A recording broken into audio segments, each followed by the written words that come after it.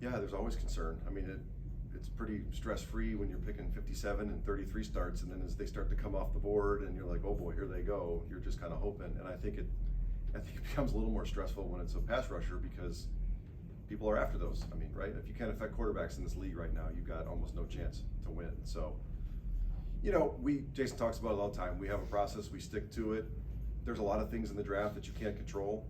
You know, we do our best to stack that board the way we're gonna pull them off on draft day, and you know, you just kind of sit there for really and hope that those guys make it. And you know, sometimes you think about trading up if it gets a little bit dire, but our pro department does a great job with needs and tracking visits and everything that you can imagine about trying to figure out and solve the riddle of what teams are going to do. And you know, we're not 100%, but we're pretty good at it. And so there's a confidence that goes with that you think, well, let's hang tight here, he might make it. Even in a class that, at least from a lot of, again, our perspectives aren't necessarily yours, but where it seemed like there maybe weren't as many edge rushers to go around this year as in maybe past years. Yeah, that's your perception, I guess. Okay. I mean, we like a lot of them, so Okay. but we're very happy to have Chris here. You guys also brought in Nealand as well for a 30 visit and Yeah. met with him formally and everything. Was he one of the guys that in that bunch of group with Chris that you guys might have considered had he been there? Yeah, maybe. We liked a lot of the pass rushers this year. You know, he was certainly something we enjoyed. He played really hard, just like Chris. So, but we're happy with Chris. Considering how much college football Tykee Smith has played, Yep. is he a potential plug-and-play guy? Well, I think we would expect him to come in here and compete right away. You know, that's a great program at Georgia. When you sit down with those kids at Georgia, especially the defensive players, and you talk through coverages with them, blitzes, all of that stuff, they are so well drilled and schooled that you can see why they're so good at playing defense in the SEC. And then they happen to be really talented athletes too. So I think from that standpoint, Tykee is way ahead of a lot of kids that would enter the NFL. And in a defense where we ask a lot of our secondary in particular, they have to know a lot of things. They have to be versatile. They have to think really fast, think on the fly. To me, that's always the biggest hurdle. You know, these guys that you pick on day one and day two, they're usually pretty good athletes. It's really the mental stuff that will slow them down. So for Tykee, I think we would expect him to come in and compete for that nickel spot right away. You know, nothing's promised here, obviously, but we'll see how it goes. We like a lot of what he did. He's most naturally a nickel in this defense. No, I mean, he played nickel at a really high level at Georgia. He also played safety at a really high level at West Virginia. So we love the versatility of it. Obviously, with Antoine here and Jordan here, you know, we'll probably see how he does at nickel first. But where he goes from there, you know, is he a long-term safety? Maybe. I mean, he had a ton of picks at West Virginia playing safety too. So we love the versatility of him. Is Tykee Smith a Todd Bowles defensive back? What I mean by that is high football IQ, the chess piece kind of ability. Well, and he went to Georgia, so yeah. But yeah, I mean, again, like we require a lot of our DBs. You know, I think a lot of NFL teams do. It's a really hard position to play, but in particular here, we stress them mentally, we stress them physically with the amount we blitz.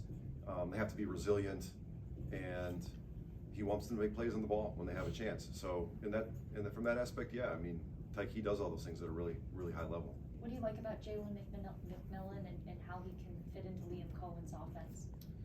Well, if not for the team that he played on, also go Dogs, by the way, we picked another Washington guy, so we just can't help ourselves.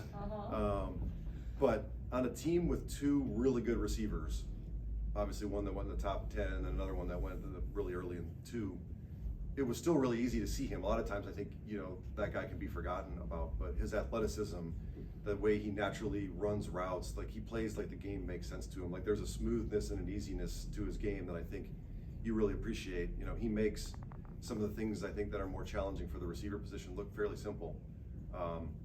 Had it not been for the injury this year, I think he would have had no chance to be where we just picked him, you know, but he missed some games this year with an injury, tried to fight through it.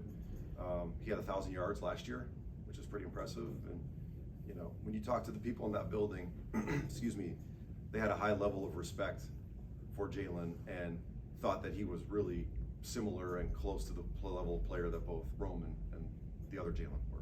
Would he be a slot guy for you or another guy that you could move around? Well, that'd be a great question for Liam when he comes down here. But I think he's pretty versatile. You know, I think he definitely can line up outside. He can spell Mike at X. You know, he can run a lot of the routes we ask for in the slot to spell Chris. So, you know, we'll see. We'll get him in here to compete. What do you think some of his biggest strengths are?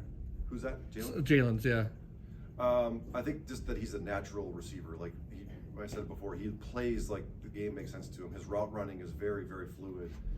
We talked to several DBs throughout the process. When you ask him like, who's the hardest cover that you've had all year, several of them mentioned him, just because he's such a good athlete and such a good feel for running routes. Like that combination makes it extremely hard. It makes it an extremely hard cover. He has great hands. He can run. I mean, he's a low 4.4 guy on our watch. He's still big, so you know, high expectations for him. I mean, he's played football at a high level. Sorry, you never know how the draft's going to go, right? But if you said we're going to come out of this with a center, an edge rusher, a third receiver, a slot corner, I mean, could it fall more better than that in terms of just some of the spots that you were trying to fill? We are.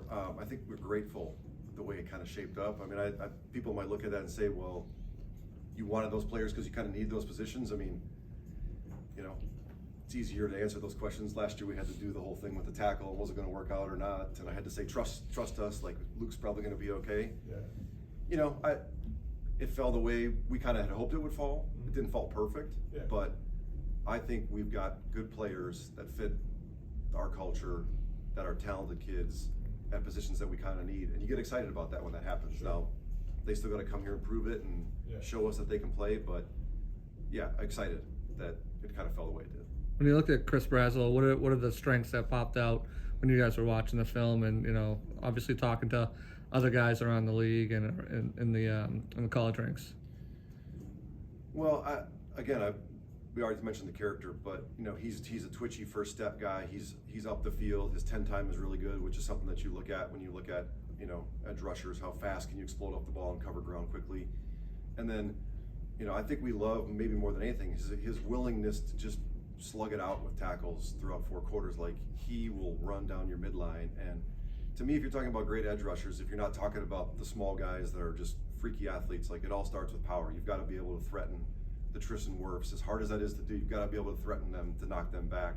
Otherwise, they just sit on, I'll move this way or move that way, and they just run you past or smash you into the guard. You know, so you know you got to earn it at this level, and Chris is he's gonna make tackles earn it. And you know, he's a good athlete. He's got good size. He's almost identical, the same size as Yaya, and you know, there's a versatility there which I think will help us disguise things. So, just a great fit in our scheme. John, can you talk about that outside linebacker room? It's really young. Mm-hmm.